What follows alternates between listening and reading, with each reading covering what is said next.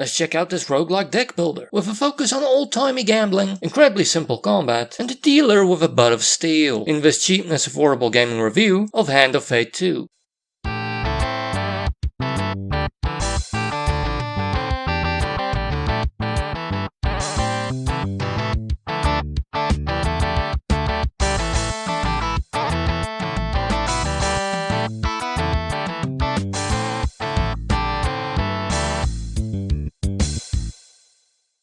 Here we see the previous master of life and death, and according to outdated and conventional wisdom, the master of thrombosis as well. He says for the entire game, maybe he magicked himself up a special chair. This game takes place quite a while after the previous Hand of Fate game, like a century or something, and you play as the new player of the supposedly watered down version of the game to defeat the new master, Callus. The game involves the familiar roguelike movement from room to room, except the rooms are made up of cards dealt from the deck to make up the area map for the scenario. But they're flipped over to keep the element of surprise. Each card is an encounter that's relayed through text, a description, and a small picture. And your choices determine what follows, sometimes nothing, sometimes combat. But a lot of times it leads to gambits. Your reward must be earned by taking part in these games. Dice that aren't skill-based, and card shuffling and a card roulette wheel game that are practically skill-based if they're moving slowly. If it's fast, it goes back to gambling for most of us. And lastly, we have the most skill-based gambit that involves sound and movement pattern recognition, combined with controlling your nervous energy.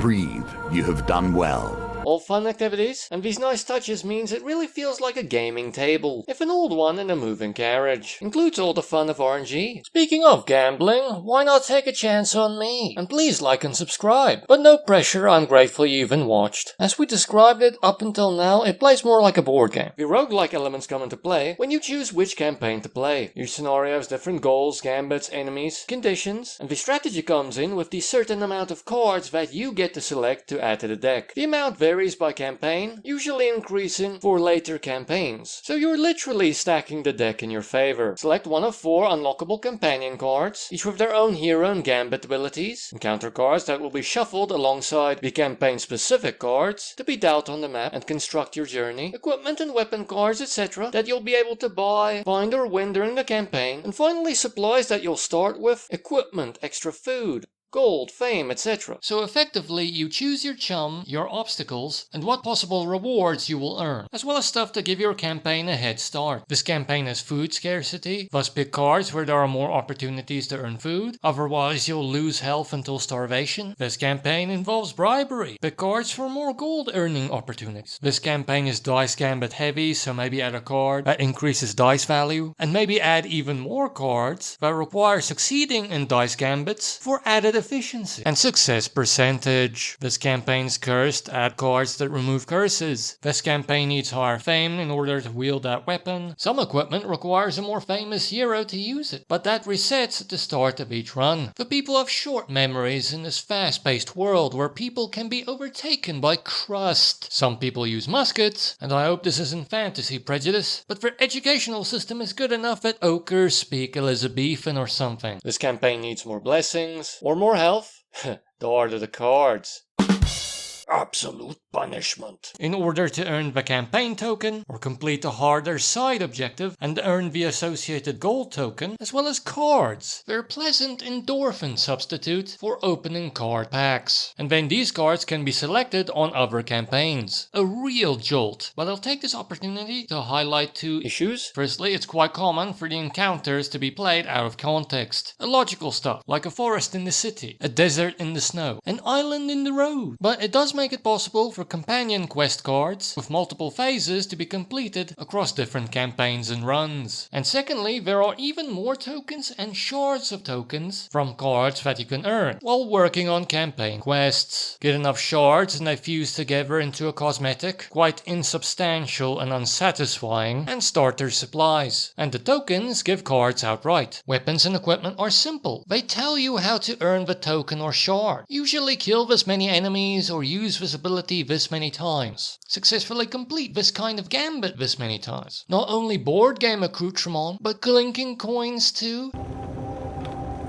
You stood by your friend, though his trial was meant to be for him alone. Your reward centers will fire, and most of the fun I had was going after these side objectives for these coins. Ideally getting the gold coin for the campaign too, but sometimes I needed to and it encouraged farming, replaying certain campaigns because they had the needed gambits or enemies. Plus some of those targets are massive and you only start once you equip the item, and only when you equip the item. I was not going to bother with the gambler's hood, so your focus may be a bit more on the copper than the gold. But if it won't be, that probably means that your playtime will be considerably shorter than mine if you just focus on the main quests. It took me like 58 hours to complete the game, with 20 out of 22 of the gold coins and all of the silvers, plus I unlocked a great deal of the cards. The game also has combat, but it's not the best. Imagine the Arkham or Assassin's Creed combat system of dodging and countering without the quality of animation, range of gadget usage, or the solid feel. It's very loosey-goosey. You can even interrupt your own attack to defend. Heavy weapons, sword and shield, dual blades, turn bludgeon weapons into a piercing weapon. And lastly, artifacts. Plus the weapons can activate flourishes with enough connecting hits whilst remaining unscathed, as well as special bashes after enough blocks. Don't get me wrong, it's fun, but it's incredibly simple and easy. The cards pose a far more potent challenge usually, and sometimes a rusty sword will do. As mentioned with the farming, a lot of times I'll pick cards based on what still needs to be unlocked, not what's easiest for me to use. Some harsher people may even call it busy work, and on rare occasions you'll go through a gauntlet with the same mechanics. And I found this rather perplexing, as the dealer hints at this game being prepped for the true game against Callus, and I assumed that would be some kind of harder endless mode or something, but instead, spoiler alert, it ends in a boss fight. They used arguably their weakest element as the topper. Sure, the previous campaign had a fairly nice structure, but still the only mention of the game during the end is, if you're harsh, a bit pathetic. Callus's shield is made of cards. Nothing else to suggest the game, nothing random, just an easy fight with any gear you want. They may have had something else planned, and in all fairness, I don't think I can think of anything better. In a giddy fashion, sometimes I think maybe an Alice in Wonderland card army fight, if you want to stick to a battle. And perhaps this is a mean point to make, because perhaps it would have been unreasonable to expect them to gamble and have the game climax be gambling. There is an endless mode, and you unlock it after the boss fight, but I feel like this is more of an addition to make the game more of an in-between game, as according to the wiki, it was added only with the third update. I doubt there's a special ending there, but who knows? Visually, the game is a tad mixed. Black and brown old-timey cards on a brown wooden table in a quite dark caravan across from someone clad in a brownish grey. It can seem rather bland at times, but the gaming table thing is nice with the weird instruments, as are the powerful radiating silver, blue / platinum cards, and the trickier brimstone cards with their burning orange. Once again emulating real-life card collection with some literal special editions. Magic instead of holographic. The mentality of the beauty of tactile gaming equipment. This would have been absurdly expensive in real life. A massive metal pendulum with gold, silver and ruby inserts. The graphics during combat aren't bad for the most part. Some of the arenas are also bland, but decent when an army isn't obscuring it. At least they moved the tables out of the way so that you could have a proper bar fight, and the owner's cool enough to allow you lot to fight upon his zebra skin. The physics and animations, though, are unrefined, helium-filled steel balls. And the music is good too. I mean, the battle music you don't really notice much.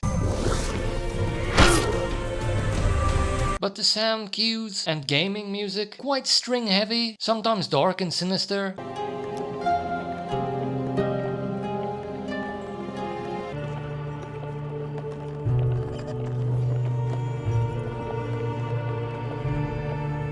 Sometimes wondrous.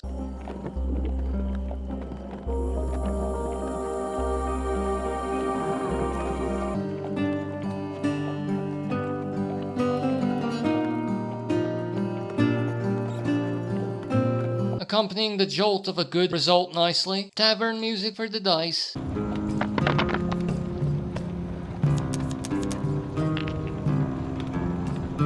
And during the wheel, a mysterious track plays.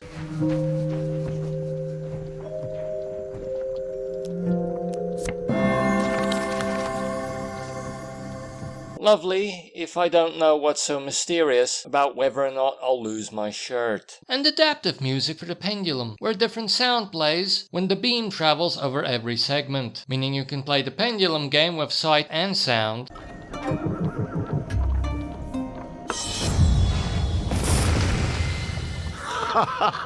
The dealer's great, by the way, plus the appropriate cues on failure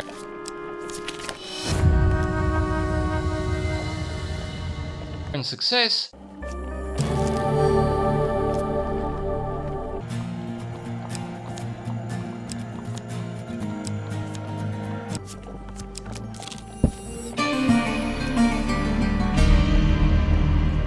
To make things completely Pavlovian. And finally, let's move on to the story. The main plot is functional. It's more like most quests, have little to do with one another, self-contained things. Plus, why did you have to play the game? Spoiler alert, the memory loss plot device is a bit forced. If you lose your memory at a moment's notice, and then spend the entire story remembering it perfectly up to where you are now, just for the final fight. And this supposedly prepared you for Kala somehow? And once again, how was this a trial run? Maybe I'm being a bit harsh, but those were some unforced errors in my opinion. But the card encounters are written well enough, very descriptive, really fire up your imagination, because you can reuse some of the cards. I started recognizing story bits, and later on started skipping them. A little bit, because the game was taking so long. But I can remember the segments well enough to justify that course of action. But very little emotion is felt with the quest-specific encounters. If for no other reason than those include the in-between scenario filler segments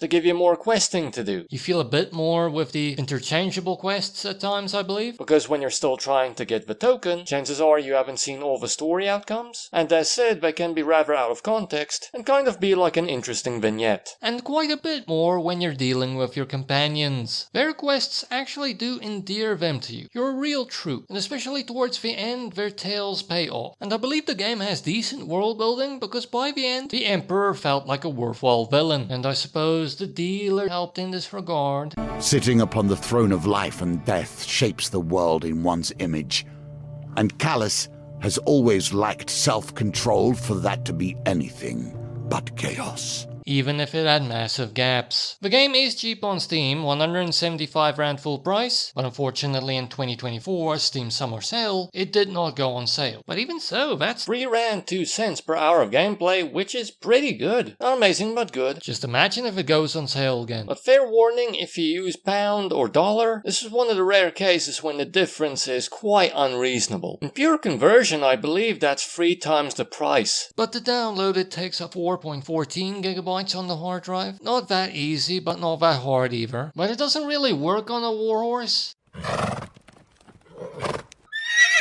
You have to fiddle a lot to get it to a somewhat playable state, like decreased the resolution to 640 x 400 in windowed mode. And sure, then it works well, but it's so grainy. And even then it doesn't play amazingly. 38 to 41 frames per second at the gaming table, may dip to 36 or 34 when a card is revealed. Or sound cue, so grainy struggled to read. The pendulum was heavy maybe, but got between 43 and 45 frames per second. It dips to as low as 25 during the fight vortex, but like 36 to 39 frames per second during actual fights. If you don't turn the resolution and stuff down, on the warhorse I got like between 10 and 13 frames per second in a fight with only 4 enemies, and as you can see during the recording, there were a few more, and I think it performed a bit worse. So here are the system requirements and what you'll need to play this game properly. Or at all. And stereotypically it's not that kid unfriendly. The violence isn't really graphic. Sure, some of the finishers are a bit stabby, but I don't think you really see blood. Some of the descriptions may be a bit grim, a dark tone to the game, and maybe keep it away from people with a gambling problem, because this is a fun game table, as said. The game has great card and roguelike elements. A whole lot of tokens to unlock to keep you interested. It's very rewarding to unlock them, and to win those gambits. Love that gaming table, with all of its gaming paraphernalia. And I would say the story is good, the world building's good. Sure, some quests are excuses for content, but the encounters are very descriptive and well written. Sometimes the game's kind of like a visual novel, with all the reading you do, and the companion quests can endear them to you, and you can come to care for them. But it does have some unfortunate main plot mishaps. And later you will skip a great deal of the encounter descriptions, because you'll start choosing encounters that work better for you, and thus see the same text over and over again. Especially when you've played long enough for you to just want to get on with it. Once they've been read, they become tools. And the game has nice musical and audio cues that give a nice gaming atmosphere, as well as a feeling of the mysterious and mystic, which is nice. Breathes life into the game during the card play, something that technically isn't supposed to be that interesting. Although the combat music was of a nature that I didn't really register it. I guess it was okay or something. The game doesn't have much voiceover work, but the dealer is nice. On the maybe side, the game is visually a mixed bag. The graphics are decent, but it has a bland feel. At least that helps the story feel dark. The physics and animations are a bit unrefined, but as said, great gaming table, and a nice way of making the special card and equipment more visible in a way that feels old fantasy, but adheres to the holographic effect of nowadays. It visualizes the items of a game very well, to give us rats some nice RNG cheese. And that reminds me, the game does have elements that involve a fair bit of luck, but it's not that hard to stack things in your favor. And I suppose some are skill based, and the fact that the tokens are more fun to pursue than the scenarios themselves kind of encourages farming for them, maybe on a level you already played instead of a new one. And after all that, it's annoying when you don't get to the targets for the tokens, if the target is vague, on rare occasions hard, maybe just very large. And on the con side, well, the combat is fun technically, a watered down version of something familiar but still fun. It can feel like busy work when the fights are so repetitive. Large groups of the same enemies that don't really overwhelm you. They attack one at a time. Usually they're easy to block even while attacking. A lot of times you can interrupt your own attack to block them immediately. And usually I didn't even need better combat equipment. Combat wise, it's not hard. Come on, play it. There doesn't seem to be a limit to the amount of rings you can wear. Good news for those who want to do a Liberace build.